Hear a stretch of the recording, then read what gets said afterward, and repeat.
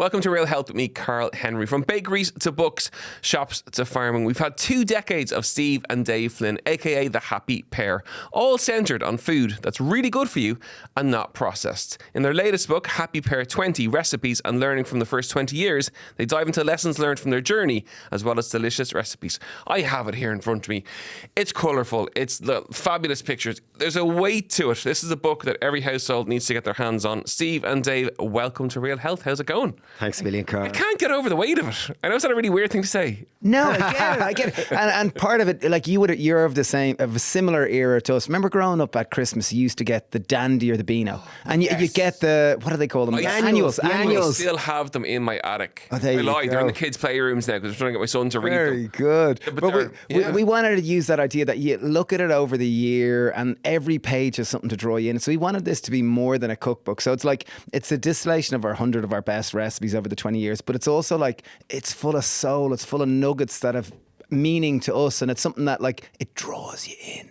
Yeah. What a life experience. Yeah. Well, we've got lots of reflections in it too. Like, we kind of leaned into the 20 things. So we've got lists of 20 things to pick you up when you feel crap, our 20 biggest failures, 20 foods we couldn't live without. Let's start. I'm going to ask about all the food stuff in a minute and about why you wrote the book. But the failures thing is interesting because you're of the age now where you've lived a bit, right? We're 40, we turned 45 last year. 45. Okay, I'm 40. Closer to 50 than 40 now. I'm of the age I have to try and second guess my age every time I think of it. I'm 43 in January. I am definitely, yeah. Okay. So we've all lived a bit, right? And things work and things don't work. Let's start with that, the failures bit. It's a strange place to start. Yeah, well, failure is an interesting one because 20 years in business, we've got a million different failures because there's a lot of things you start and they just don't work out. So over the years, we've had various different scales of failures, but failure is never a destination. Yeah, I think reframing it to lessons learned because it's part of the process, and failure often seems like, oh, we quit it. Whereas I think a good example, our brother Dara, he was doing triathlons for Ireland, and he was looking for the edge. And the holy grail of athletic performance is the ability to recover quicker.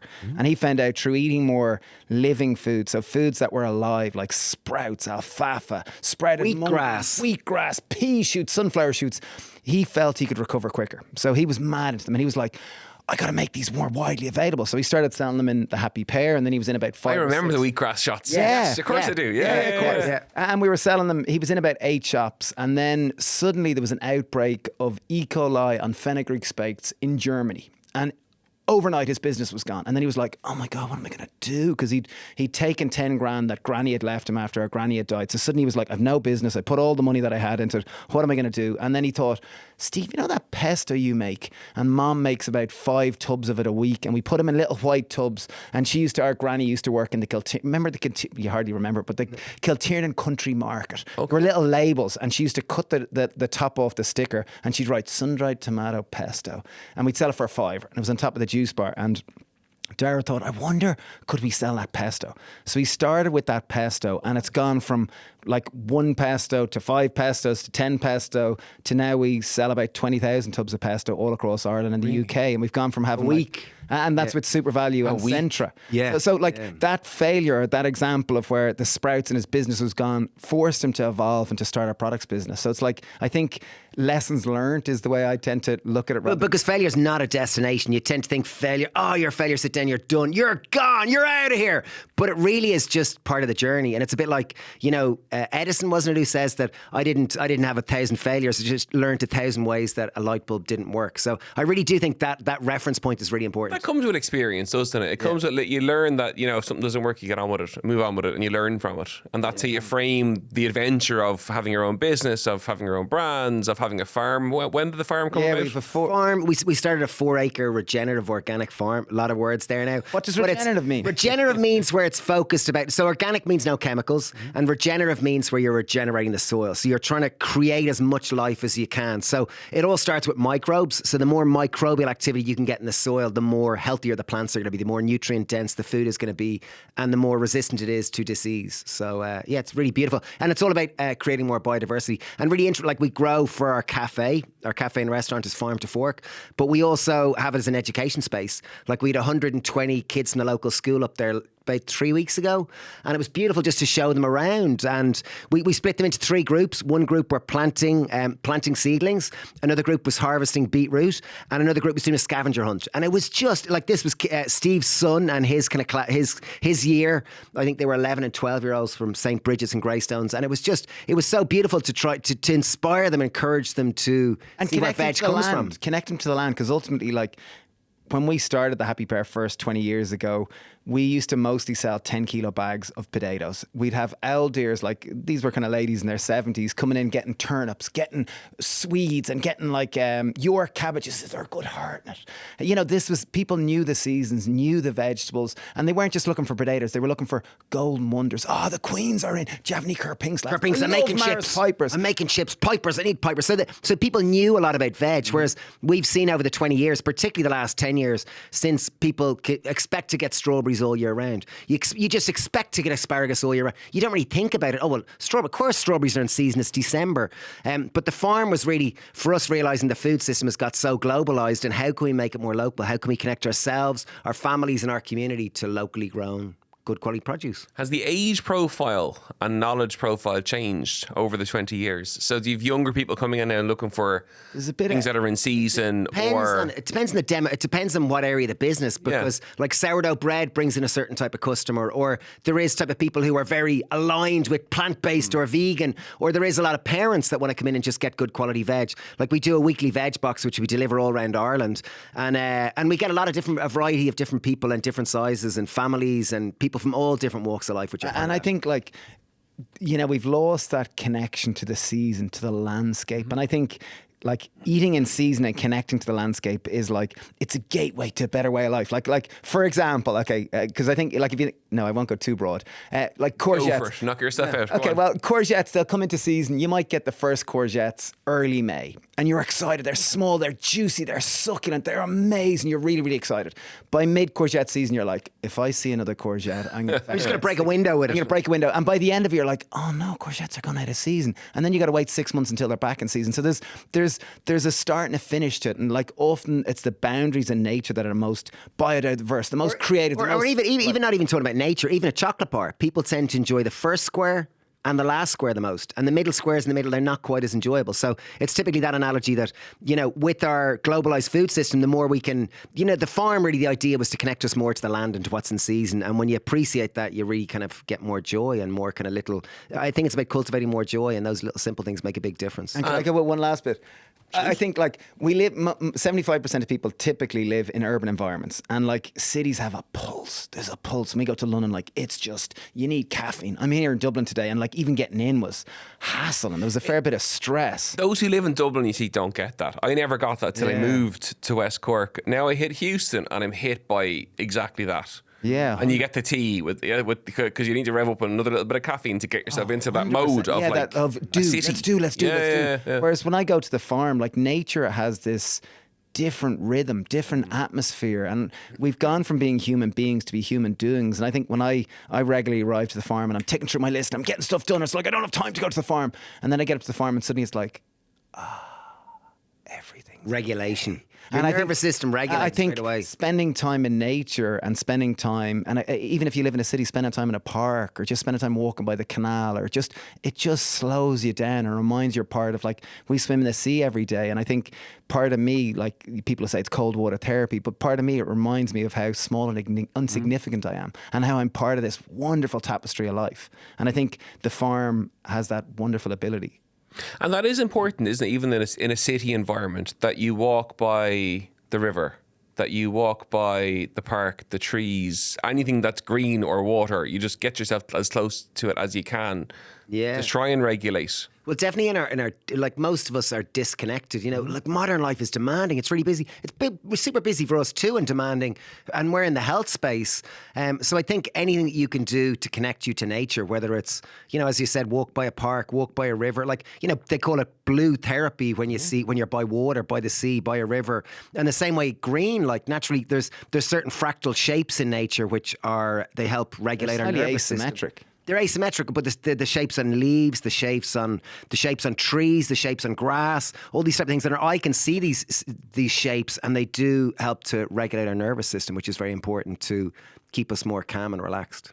So the concept for the book then, where did that come from? 20 years. Well, yeah, the Just concept was, reflecting. well, it was really like we've written, this is our 7th book. So Is it really? So it's our 7th book in the last 10 years. And, you know, quite a few of them were, you know, the publisher would go, hey, will you write a book, lads? You know, I've got an idea for you. Yeah. And it'd come from them. Whereas this one very much was like, we're 20 years in business. I really want to mark this. I want to celebrate this. I want to take a moment to reflect on the last 20 years and put the best recipes, what we've learned, and have it as a time capsule, as something that we can look back and go, wow, I'm so proud of that. So this book has been, it's an absolute labour of love. It's got the 100 best recipes, it's got stories, it's got real heart and soul in it. So it's... And there's chapters like our number ones, and each one of these has over 1 million views on social media. There's chapters known as dinners our kids actually eat. Because like is- any parent listening, and you Because yourself... that's a big thing, isn't it? Like we Yeah. cooked something last night. I think they had one bite. Yeah. And I was devastated. I was and it's so frustrating when you've gone and got all the ingredients, and then you've cooked them and you've made it look nice, and then you're like, Or we did a lasagna for if I do a lasagna on a Sunday when I come in from the food shop, right, and I make a lasagna. I just do a lasagna every week just for the crack. And I put mushrooms into this week, so it's like, okay, gonna be really good. We're gonna get extra veg in, I'm gonna lash the veg into it. And she came back from Montessori yesterday, don't like mushrooms. And I was like, seriously, that took me an hour. Or whatever it I took know, me. it's... plus the shopping, plus the, you know, all the various And things. then there's the waste. But I think for anyone listening who has kids and wants them to eat more veg, because 9 out of 10 typically in the UK are deficient in fibre. In Ireland, the latest research is 8 out of 10, but it's realistically more like 9 out of 10 people are deficient in fibre. Fibre, most people think, oh, it's just for going to the toilet. But fibre is known as, ultimately, it's a prebiotic. It's the food that feeds the microbes in your microbiome, where 70% of your immune systems exist. And if you look at the American... I'm getting excited. And even, you only get fibre in fruit and veg. So when Stephen was saying 8 out of 10 people in Ireland don't get enough fibre, that really is an indication that 8 out of 10 people aren't eating enough fruit, veg, beans, whole grains, nuts and seeds. The last time we chatted, you said something, and I've done it every week since, which is here we go. add a tin. Oh, tin of beans. Add a tin. So I put a tin of chickpeas or butter beans chicken curry or or whatever. Brilliant. Whatever we're making, if it's a salad, if it's a stew, if it's a lasagna, there's a tin goes in somewhere of something. Brilliant. And it's it was so simple. And it's so effective. I interview a lot of people, but I never forgot it. And if you look at the longest living populations in the planet from the blue zones, so these are the most amount of the people where there's the areas in the planet where there's the most amount of people over the age of 100, and 50% of their calories come from beans, beans and legumes. They're the highest source of fibre in our diet. So simply, whatever you're eating, as you're doing, eat just adding a tin of chickpeas, a tin of lentils. You know, when you're making a spaghetti bolognese, if it's a beef based, if it's a minced meat, add a tin of lentils in there. Your family won't notice it, and it ups the fibre, and it'll build you a stronger immune system. It was a great tip. I've never forgotten it. For parents listening in whose kids, you know, should be eating more fibre, fruit and veg, give us tips towards that. Yeah, I think, can I go just on a slight tangent first? So the American Gut Project, they examined 14,000 stool samples. So imagine that for a job. And they found that the single most important thing you can do for your gut health, where 70% of your immune system lives, is to eat fibre-rich foods. And the second one is to focus on diversity, to try to get 30 different plant-based foods per week. And typically only 1 in 250 people actually do this. So diversity... I think 30 scares people, I'll be very honest. I love the concept of it. Yeah. I think it's a big number. But I think it's... I think it's just to start. Oh, absolutely. Anyone listening to this, like, we're all going to die. And it's important to do our best. He's not being morbid there. No, He's not being morbid. I think it's about doing our best and just making progress over perfection. So baby steps. If you're our message isn't about being vegan or vegetarian. It's about making baby steps. If you're someone that has cornflakes for breakfast and a croissant, a coffee and a cigarette, fabulous. Maybe try adding a piece of fruit. Right now, oranges are in season. And if you go to like Italian oranges from... I had 3 of them on the way here. They are just, really, really good. You can sit and eat 6 No wonder oranges. yourself on beans, yeah. Like they're so fabulous. So I think it's just, rather than focusing on what you're excluding, focus on what you can include. As you said, adding a tin of beans just to any meal you're making, it'll just increase the fibre take. And but in terms of that 30 a week, it also includes herbs and spices. So, you know, if you are making a chicken curry, for example, you know, if you've got paprika and turmeric and curry powder, there's 3 there. you've garlic and ginger. And you've got coriander with it, there's 4. And you've got black pepper, that's 5. We did an app about, it must be 2 months ago. We had a lady from Bath University on who was about plants. She was really interesting. And the reason I remember you just from listening to yourself was about the gut. And they sampled stool samples from a kindergarten where they put different plants into the room. And after 30 days, the microbiome began to match some of the microbiome from the plant or the tree. Yeah. Brilliant. just by having it in that space. That's beautiful. It's got nothing to do with your book whatsoever. I just thought it was really interesting. No, but I it, think- it ties into that idea of nature, right, and being around Yeah. and eating natural-based foods, and we it all become comes part of our together. environment. Yeah. Like we are not separate. We are part of our environment. So exactly what you were saying there about if you live in an urban environment, getting out into nature, getting out, because we work with a gastroenterologist. We have a good health revolution course, and he'll always say the importance. He'll talk about food, fiber, diversity, but he'll also say spend time in nature, get outdoors, because when you're in different ecosystems such as mountains, the sea, a park, a lake, a river, there's different bacteria there. You're being exposed to them. You will absorb them via your skin, and it will help make your immune system stronger. What are your favourite recipes in the book? Page 143. I like the hearty red lentil dal. Oh yeah, I make that every week. It's really, And dal, for anyone listening, dal, it comes it's from a long way from word. it's a long way from dal we were brought up on. Like we certainly never knew what a lentil was growing up, but it is so hearty and nourishing, and like it's like a belly hug. It really is. My kids love it. It's packed full of fibre. I can put lots of veg in it. I serve it with rice, and if they're lucky, maybe a bit of avocado. and it's also cheap. It's cheap as chips. Like a bag of lentils costs you €3, and it'll feed. I'll get 2 nights dinner out of a dal. And I think that's something that people can misconstrue in terms of health. They think it's expensive. I got to buy those goji berries. I need to buy that new fancy book that's a gratitude journal. I think ultimately what we're saying is to eat more whole plant foods. And it's rare you leave Super Value or Centra or a supermarket and you come out going, oh my God, that broccoli was mad money. Or Dunnes or Those Tesco or lentils are Aldi or crazy. Lidl or anywhere else. Yeah, exactly. Any supermarket, exactly. But it's ultimately like what we're suggesting. It's peasant food. It's food that's cheap. It's affordable, and ultimately it boils back to one of the greatest health activities anyone listening can do is learn how to cook. Yeah, it really is. It's an act of rebellion, because modern society, it's so busy and demanding. It's so much easier to get a frozen pizza or get a ready meal. Oh, I don't have time. I'm just going to have a bowl of cereal for dinner. Whatever it is, or toast, or these basic things. So, like, our message is about getting you to cook more. Like, cook more and try to add more veg with it, because it's like, in terms of health, like, it starts in the kitchen. It really, really does. And we're losing this art of cooking and the appreciation. Like nowadays, a lot of people, cooking has to be quick. It has to be fast. It has to be 10 minutes, 10-minute dinner. Whereas cooking can be such a source of joy. And are we back to that? Because during COVID, it was like, let's all cook. Yeah. It was let's learn to cook, and it was like, it was the thing, right? And it was like, there was restaurant boxes and there was cooking competitions and all that. It was great. But are we back to the busyness of...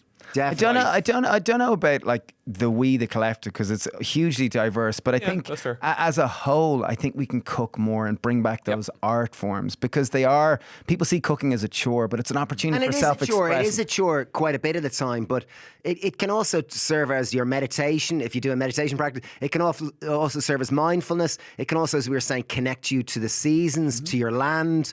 It's an opportunity to nourish yourself while you're cooking your dinner, and then also an opportunity to nourish yourself while you're eating it, or if you've got a family that you're feeding. And it's also an opportunity to share love. If you think about our mother, like when she cooked dinner, it was her way of sharing food. And if you didn't eat her food, she was deeply insulted. And you, like most... You get insulted if people don't eat your food? At this stage with 3 kids, like it's you're insulted most days, so you're kind of you get used to it. No, and I was meant to answer your question. Okay, for any parent there who wants their children to eat more veg, I think number 1, lead by example. There's no point in you sitting there eating your burgers and chips going, eat your broccoli. So first of all, lead by example. Number 2, we live in an obesogenic environment, which is a fancy word for an environment that forces us to eat more calories than we need. because they taste so good. So if you don't want to eat junk food, do not buy it. Like literally, Do not have it in your house. like because Your kids will sniff it out like a heat What goes seeker into the trolley goes into the mouth. Of course. I like that's a nice. Yes. Number 3, participation. So get your kids involved in the process. Like my kids, Ned will naturally be interested in growing stuff. He'll grow tomatoes. He'll grow lettuce. We were doing oyster mushrooms last week, and when he does it, he'll eat them, and he'll be involved with cooking. When they cook, they're much more likely to eat. And number 4, my granny used to always say, hunger is a good sauce. And by me saying that, I don't mean starve your children, but I mean, like, for example, my children will go off to a party, and we don't have a huge amount of sugar in the home. So when they go to a party, they literally eat their weight in sugar, and they come back frothing at the mouth. And I go, would you like your vegetable soup? And I get their finger stuck up at me going, I don't want your soup, Dad. Go, like whatever. But if I leave and go hungry for a few hours, they'll come back and go, Dad, can I have your stupid soup? And they're much more likely to eat it. And it ultimately comes back to like, when you're hungry, like the two factors that dictate how much pleasure you get from a meal. Number one, calorific density. Goes back to our cave dweller days. That it's like, if a food is more calories, I'm going to survive for longer, that I might pass on my DNA one day. If I'm hungry, my survival is at risk. I'm going to find much more pleasure in low calorie, healthy, high fiber food. So it's like, I think leaning into hunger, food at the moment now it's entertainment. I feel tired, I feel sad, I feel emotional, I feel lonely. Sure, chocolate loves me. And we all fall for it, me included. And I think it's just occasionally, if we can experience hunger, we're much more going to find satisfaction in healthy food. Chat to me about the big dreams that you have in the book for the future. That's great. Yeah, like as we said, we've got a whole lot of lists in there which were reflections on the theme of 20. And we did write, like a lot of them were reflections in the past. And we thought, well, why don't we put in a section on 20 dreams for the future? And they were fun. It was writing down. It started with simple little things like, I dream about taking my kids to North America because they've never been there. Okay. And I'd love to take them there. We were born in Canada, so it'd be lovely to take them there. And then we've got other dreams, like Steve wants to open a bean to bar chocolate shop as part of the Happy Pear. He makes bean to bar chocolate.